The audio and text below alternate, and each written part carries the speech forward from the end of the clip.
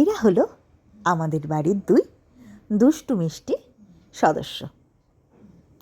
এনাদেরকে দেখতে যতটা ভোলা ভালা লাগছে, আদপে মোটেও তা নয়। কিন্তু বড়জন হলেন আমাদের কানঝোলা চেরি রানী।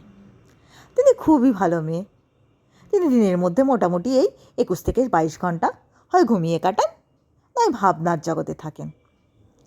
তবে যে 1-8 ঘন্টা তিনি জেগে থাকেন, সেই 1-8 ঘন্টাতে তিনি বাড়ির সকলকে একদম ঘোল খাইয়ে ছাড়েন। তিনি আবার অত্যন্ত শিল্পকর্মে নিপুণা।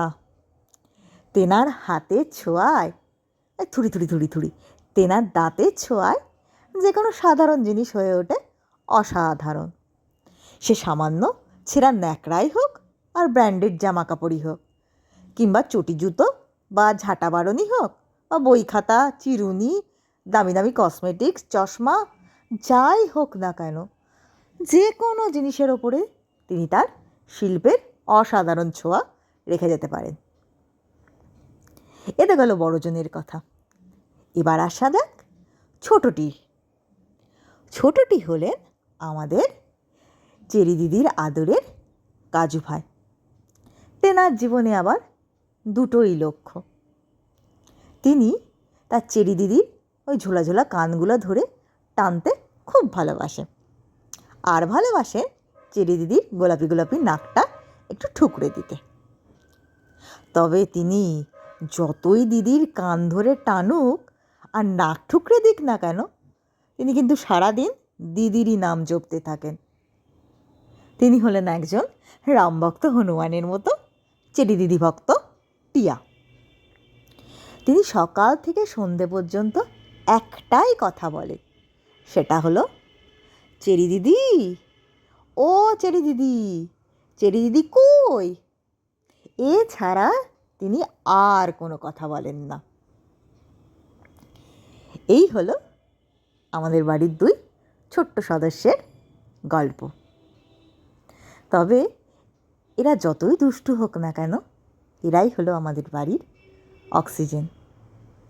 বিশেষ করে করোনাকালে যখন আমরা গৃহবন্দী ছিলাম, এরাই ছিল আমাদের জীবনের রসদ। এদেরকে নিয়েই আমাদের সারাটা দিন কাটতো। তোমাদের আমাদের এই দুই ক্ষুদে সদস্যকে কেমন লাগলো জানিও। আর সেই সঙ্গে সঙ্গে আরও কিছুক্ষণ এদের মিষ্টি মিষ্টি মুহূর্ত দেখতে থাকো।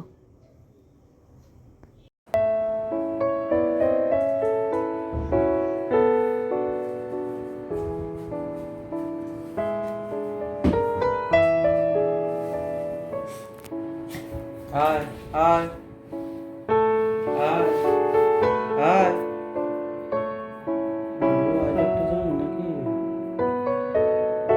আয় চেরি, ওপরে এসো, ওপরে এসো।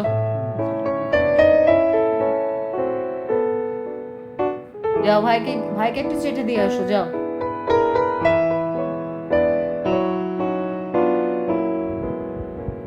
যাও যাও যাও, ভাইকে একটু চাটু চুটু করে দাও।